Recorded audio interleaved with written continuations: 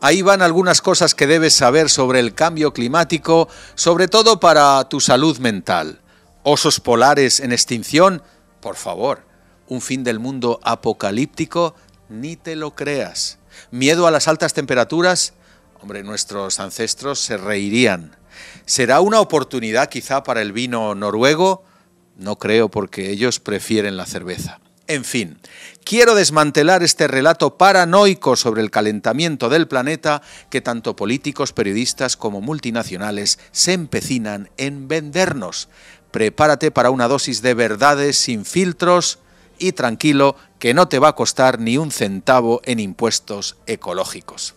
Hola, soy Constantino de Miguel, bienvenido al canal Desde mi punto de vista.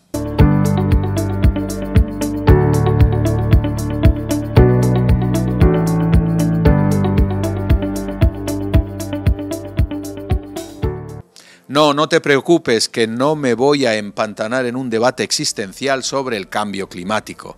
Los científicos tienen que tener la última palabra y entre ellos existe ya un consenso al afirmar que efectivamente las temperaturas han subido desde hace un siglo y sobre todo desde hace 20 años y que tenemos que cambiar nuestros modos de producción y consumo para al menos ralentizar ese proceso ya irreversible. Los periodistas escriben que desde que hay datos, los 8 años más cálidos de los que se tiene constancia fueron los comprendidos entre 2015 y 2022 debido a las concentraciones en la atmósfera de gases de efecto invernadero. Otros dicen que no es para tanto, que más bien es el fenómeno de El Niño que se nos echa encima, o bien que en 2030 la actividad del Sol se verá reducida en un 60%, generando una mini edad del hielo. El calentamiento global es un fenómeno que está ocurriendo, va a ocurrir con el hombre o sin el hombre. El hombre no tiene nada que ver con el calentamiento global. Es una propaganda un poquito de los ecologistas para ganar puntos y hacer cosas interesantes, como por ejemplo preocuparse por el plástico en los mares, y tal, eso está muy bien, pero que el calentamiento global sea culpa del hombre en lo absoluto. Un solo volcán que se prenda es más que todos los automóviles y todas las industrias prendidas durante años. El hombre no tiene nada que ver con eso. Es un cambio en el eje de la Tierra lo que produce las glaciaciones o los calentamientos globales. Esto es un montaje puesto en marcha por la máquina fenomenal de propaganda y no tiene nada que ver con la realidad. El CO2 es el mejor de los gases de la naturaleza. El CO2 no es solamente un gas valiosísimo, es que encima es escasísimo. Escasísimo, pero fundamental para la vida de las plantas. Es que hay muy poco CO2, pero yo salgo al campo y veo una cantidad de materia orgánica, veo de todo, y digo, pero ¿estas plantas de qué viven? Si solo hay un 0,04, o sea, no podemos dejar que eso siga disminuyendo. En unos pocos miles de años, si disminuyera la cantidad de oxígeno, de CO2 en la atmósfera, desaparecerían las plantas y con eso desapareceríamos nosotros. Preocuparnos porque haya un pelín más de CO2 en la atmósfera, que es lo que producimos nosotros, es absolutamente ridículo, fuera de toda lógica y de toda sensatez. El CO2 en estos momentos es un instrumento de manipulación. Lo que el panel intergubernamental para el cambio climático ha metido en el cerebro de la gente, que es que el hombre es el responsable del cambio climático y del calentamiento de la Tierra, es falso, absolutamente falso. La atmósfera se enfría y se calienta por razones naturales. Nosotros nos ha tocado ahora vivir un momento en que la atmósfera de la Tierra se está calentando. Bueno, no podemos evitarlo, es lo que nos ha tocado. Pero esto de pensar que somos unos malvados los seres humanos y que estamos produciendo nosotros el cambio climático es totalmente falso. Nada más que es un recurso para decir, ¿sois malos? Pues ahora condenados a pagar. En fin, ¿quién soy yo para opinar y menos pontificar sobre los datos y las evidencias? Como mucho me declaro entre ignorante y escéptico, y si esto fuera una religión, cada vez se parece más, me consideraría agnóstico. Y dato curioso, en el siglo XIX la climatóloga Eunice Foote fue la primera persona en hablar del calentamiento global en base a experimentos con CO2, metano y vapor de agua.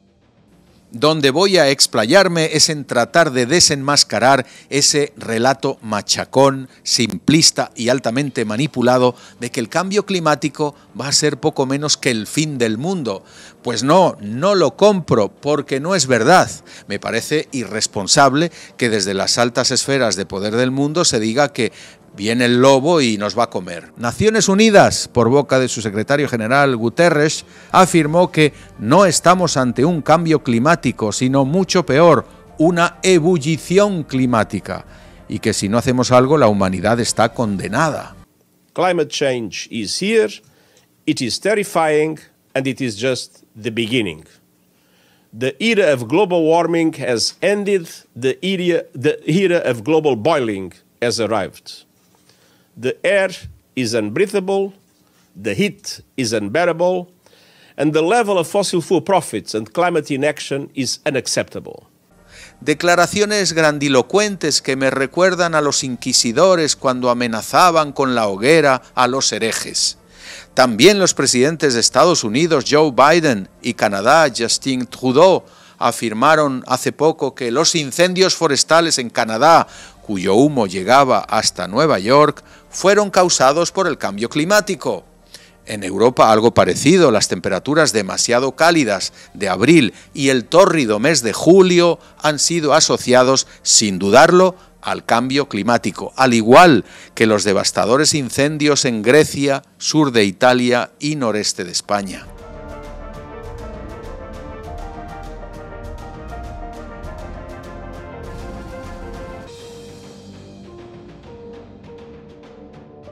En el Financial Times, un inglés que solo viaja en agosto nos escribe que la Costa del Sol será un lugar abrasado por el sol y que mejor ir de vacaciones a las costas del norte de España. Bueno, él se lo pierde. O sea, políticos y periodistas parecen seguir consignas muy claras de que todas las desgracias hay que vincularlas con el cambio climático, salpicando sus comunicaciones al público con datos parciales aportados por lobbies ecologistas y organismos estatales, así como opiniones de presuntos expertos. El dinero de los políticos fluye a los medios que se suman al alarmismo climático, un filón que explota muy bien el New York Times. No hace mucho destinó 40 periodistas a un proyecto de concienciación sobre el cambio climático denominado Postales de un mundo en llamas, con animaciones sobre la destrucción causada por el fuego. Otros ponen imágenes de osos polares en vías de desaparición por el fundido de los hielos árticos. Son imágenes y relatos apocalípticos que sin duda infunden miedo y un gran sentimiento de culpa a la población, pero que si los analizamos nos percataremos de que se trata de otra ideología más que lava el cerebro de los ciudadanos para que sean obedientes y no entorpezcan la llamada transición energética. Ese es el mantra, la transición energética, un nuevo becerro de oro al que todos tenemos que adorar y contribuir con las ofrendas de nuestros impuestos y gastos. ¿Que consumo carburante? Pues me aplicarán una tasa ecológica. ¿Que compro un producto cualquiera? Pues tendré que contribuir a su descarbonización pagando una tasa. Así que consumir, comer, viajar, cualquier actividad humana que requiera energía será gravada hasta extremos de desanimarla. Establecer un impuesto sobre el CO2 supone y significa una cantidad de dinero al cabo de un año verdaderamente fabulosa.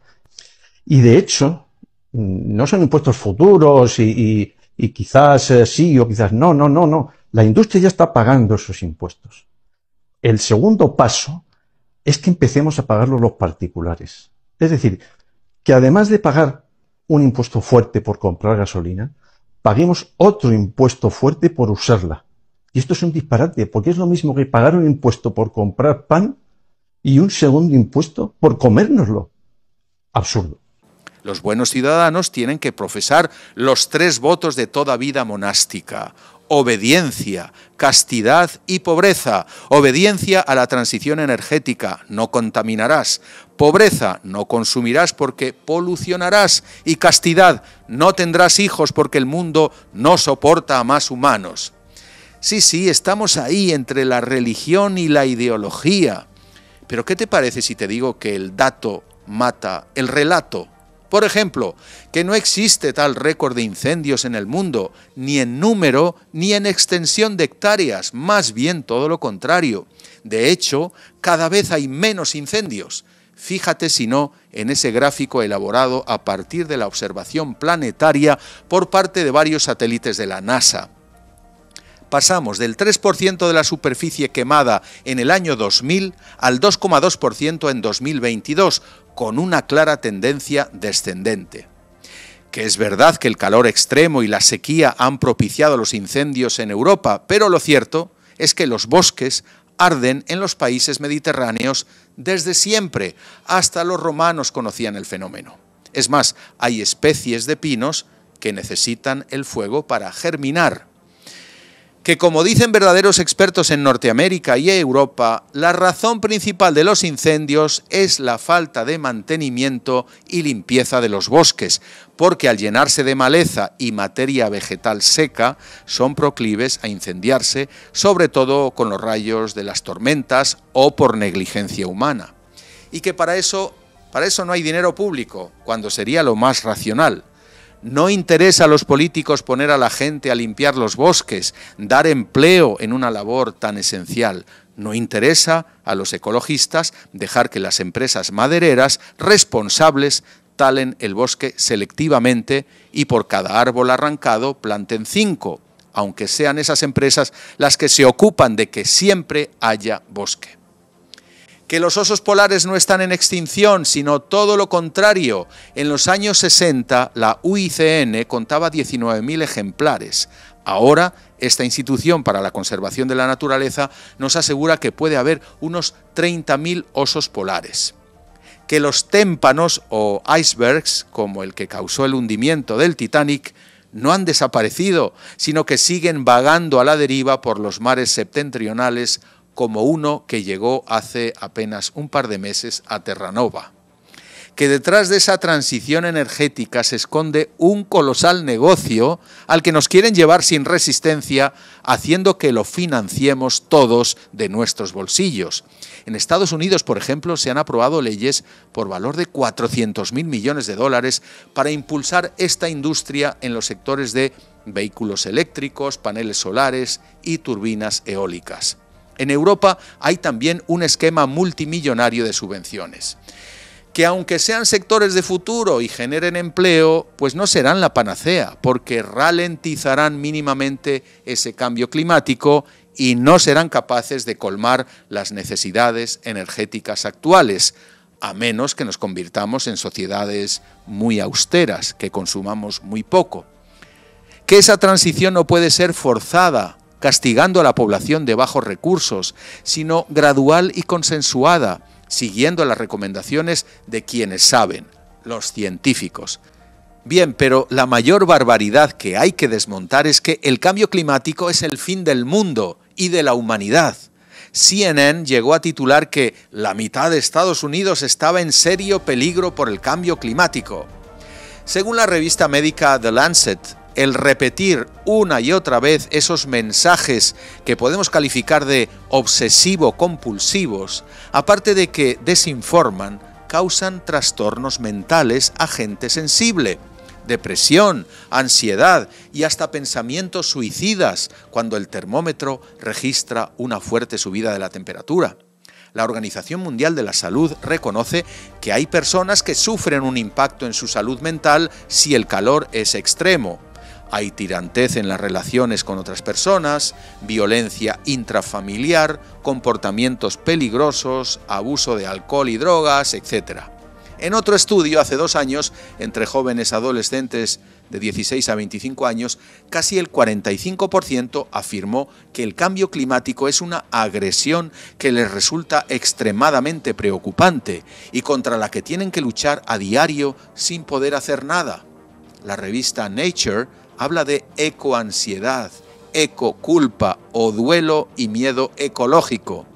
El caso de esa joven madre que después de haber leído un artículo sobre el calentamiento global entró en una crisis emocional reflexionando sobre la huella de carbono que deja su recién nacido con el consumo de pañales, por ejemplo.